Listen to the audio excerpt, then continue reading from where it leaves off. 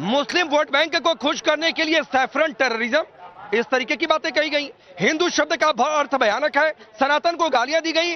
नहीं खुश होता है मुस्लिम समुदाय से, और रशीदी इस बात के गवाह बन रहे हैं, जो कि खुलकर विरोध करता है भारतीय जनता पार्टी का, और विरोध के चेहरों में से एक बड़ा चेहरा रहे हैं। वो कह रहे हैं कि आप लोगों ने बरगलाया है, लूटा है मुस्लिम वोट बैंक को।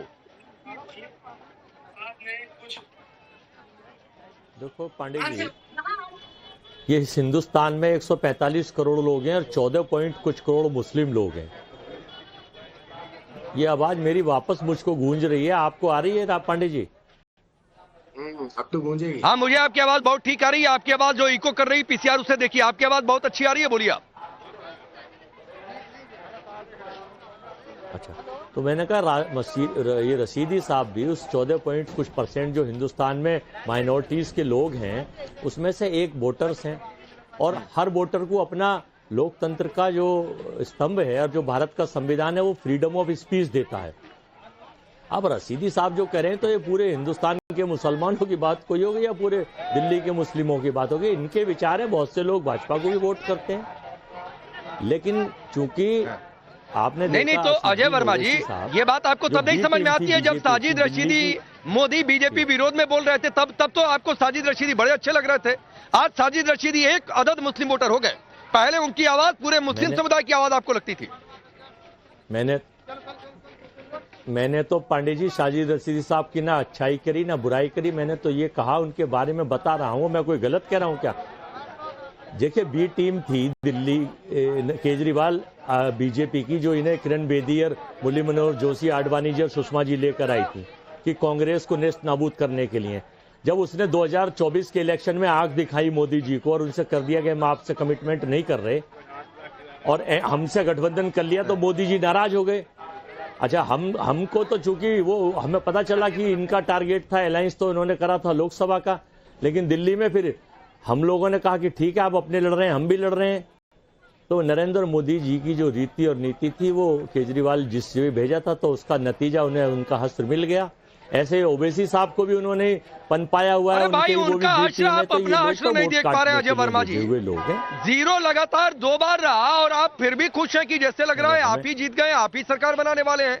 इधर 3 जगहों पर शाहदरा, रिठाला, मुस्तफाबाद में भारतीय जनता पार्टी जीत गई। यहाँ पर 30-40% से ज्यादा मुस्लिम हैं। आपको बिल्कुल नहीं समझ में आ रहा है कि जनता कहना क्या चाहती है। हमने 4% से 7% वोट कर लिया और जीरो से ही उत्पत्ति है संसार की। फिर भी अंडा मिला, जीरो मिला, कहानी शुरू होती है। पांडे जी, आप सुना गजब खुशी है, गजब खुशी है आपकी। आप थोड़ा सुना करो। जीरो पर भी इतने खुश है आप? नहीं, आप थोड़ा सुना करो कि हम क्या कह रहे हैं। हम लोकतंत्र के प्रहरी हैं, हम लोकतंत्र के लुटेरे नहीं हैं। हम प्रशासनिक बूथ कैप्चरिंग नहीं करते। हम ED, CBI, IT, income tax, Delhi police और ईवीएम मशीन और चुनाव आयोग का बेजा इस्तेमाल नहीं करते। अरे भाई, फिर वही बात है, आप लेकर जा रहे हैं शाहदरा, रिठाला, मुस्तफाबाद में बीजेपी कैसे जीत गई, आप इस पर बोलना ही नहीं चाहते हैं। आप ये स्वीकार करने को तैयारी नहीं है कि इस देश का मुसलमान जुड़ रहा है, और इसीलिए धर्मेंद्र यादव, संभल वाला भी आपका दाव फेल गया। 5-5 लाख आपने जाकर जो पत्थरबाजों को मुआवजा बांटा उनके घर वालों को, वो दाव भी फेल गया। तो समझिए कि इससे मुस्लिम समुदाय खुश नहीं होता है कि पत्थरबाजों, गोलीबाजों को जाकर मुआवजा बांट देंगे, महाकुंभ को लेकर कुछ भी अनर्गल बोल देंगे। इससे मुस्लिम समुदाय नहीं खुश होता है। धर्मेंद्र यादव, राकेश जी, आप जिस जगह पे खड़े हैं, सनातन के लोगों को भारतीय जनता पार्टी ने, मौत नहीं हुई, हत्या हुई है, भारतीय जनता पार्टी के विधायक ने बोला है। और ये बात भारतीय जनता पार्टी प्रवक्ता बताया कि उनका विधायक गलत बोला, सही बोल रहा है। आज भी 15,000 लोग लापता हैं, गंगा में लाशें बह रही हैं, गाजीपुर में लाशें दिख रही हैं लोगों को। तो आप, अरे भाई, ये अपने अरे धर्मेंद्र यादव प्लीज, धर्मेंद्र यादव, यही आप लोगों की दिक्कत है भाई। अनर्गल बातें करते हैं, अनर्गल बातें करते हैं, गंगा में लाशें बह रही हैं, एक दिखाइए ना भाई। रोज यहीं पर हूँ 12 तारीख से, एक मुझे नहीं दिखी, ना यहाँ पर किसी को दिखी। दिक्कत सिर्फ आप लोगों की यही है कि आप लोग नहीं स्वीकार करने को तैयार है। धर्मेंद्र यादव, ये बात मैं आपको ऑन कैमरा बोल रहा हूँ, आप सुनवाइए पूरे देश को।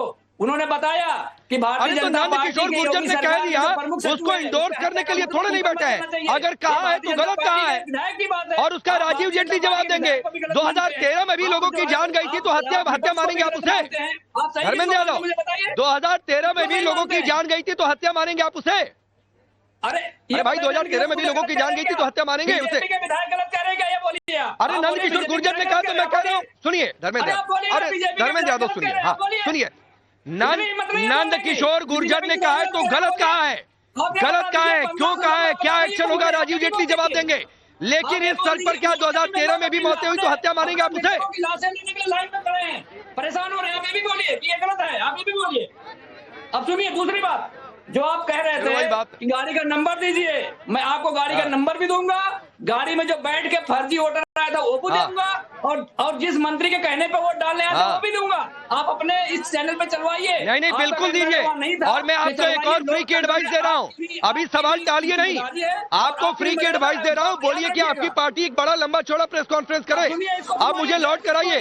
ये संभल वाले पत्थरबाजों को मुआवजा, महाकुंभ पर अनर्गल टिप्पणियां, गंगा में लाशें बह रही हैं, नहीं कमाया भाई। साजिद रशीदी जैसे लोग नहीं खुश हुए इस बात से। सामने आगे बढ़ी। देखिए राकेश जी सुनवाइए इसको, पूरे देश को। भारतीय जनता पार्टी के मंत्री को फोन कर रहा है आदमी, यही लोकतंत्र है। ये लूट नहीं है तो क्या है मुझे बताइए, लोकतंत्र की हत्या नहीं है तो क्या है मुझे बताइए, भारतीय जनता पार्टी नाकामी नहीं है तो क्या है मुझे आप बताइए। फिर ना रुक जाइए, राजीव जेटली एक रिप्लाई करिए।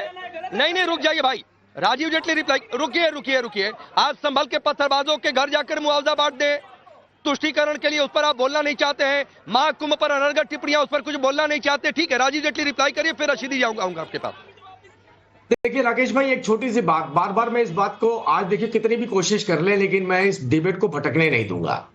हम पहली बार खुले तौर पे चर्चा कर रहे हैं कि भारतीय जनता पार्टी के साथ इस देश का मुसलमान अपना लगाव रखता है, क्योंकि उसने 10 साल की डिलीवरी के बाद ये महसूस कर लिया कि ईमानदारी से मेरे दरवाजे पर मेरे अधिकार कोई पहुंचा सकता है तो वो देश के प्रधानमंत्री नरेंद्र मोदी पहुंचा सकते हैं। यही वजह है कि आज अपनी इतनी अच्छी डिबेट रखी और उस डिबेट को भटकाने के लिए हर मुमकिन कोशिश की जा रही है, चाहे वो कांग्रेस के प्रवक्ता हो, चाहे वो समाजवादी पार्टी के प्रवक्ता हो। दोनों की कोशिश यह है कि वो आग कैसे लगाई जाए, दोनों की कोशिश यह है कि मुसलमानों को कैसे भड़काया जाए, दोनों की कोशिश यह है कि तुष्टीकरण कैसे की जाए। लेकिन ये कोशिश अब पूरी तरह से विफल होती हुई नजर आ रही है। इस देश का हर व्यक्ति, मैं मुसलमान नहीं कह रहा हूं, हर व्यक्ति को समझ में आ गया है मेरा देश देश के प्रधानमंत्री नरेंद्र मोदी जी के हाथों में सुरक्षित है। लेकिन मेरी राजू भाई एक आदत है जिस तरीके से आप बार पॉइंट पर लौट कर आ रहे हैं, तो मेरी भी आदत है कि डिबेट से भागने नहीं देता हूं। रुक जाइए धर्मेंद्र यादव, यही दिल्ली है जहां पर सीए के नाम पर इस तरीके से विरोध हुआ, और तब साजिद रशीदी क्या नहीं कहा करते थे, लेकिन साजिद रशीदी संभल में जाकर पत्थरबाजों के घर मुआवजा बांटा है तो उस पर कुछ नहीं बोले, वो भी दाव नहीं कमाया। सवाल पूछ रहा हूं, महाकुंभ को लेकर अनर्गल टिप्पणियां, गंगा में लाशें बह रही हैं, लाखों लोग देखिए भीड़ यहां पर रुकने का नाम नहीं ले रही है, किसी को लाश नहीं दिखी, सपा का अलग से कैमरा लगा था कि लाश दिख गई, और इनको लग रहा है कि मुस्लिम समुदाय खुश हो जाए इससे। देखिए पांडे जी, महाकुंभ में जो कुछ भी हुआ वो एक हादसा है, उस पर सबको दुख व्यक्त करना चाहिए, इसमें कोई दो राय नहीं है। किसी की भी जान जाती है वो हिंदुस्तान का नागरिक है, हर आदमी को उस पर दुख होना चाहिए। कोई आदमी अगर उस पर सियासत करता है तो इससे गंदी सियासत कोई नहीं हो सकती। दूसरी बात, समाजवादी और कांग्रेस से आप ये पूछिए कि समाजवादी और कांग्रेस को मुसलमानों ने भर भर के वोट दिया है, आज क्या वजह है कि मुसलमानों के महल्ले में ये वोट मांगने नहीं जाते।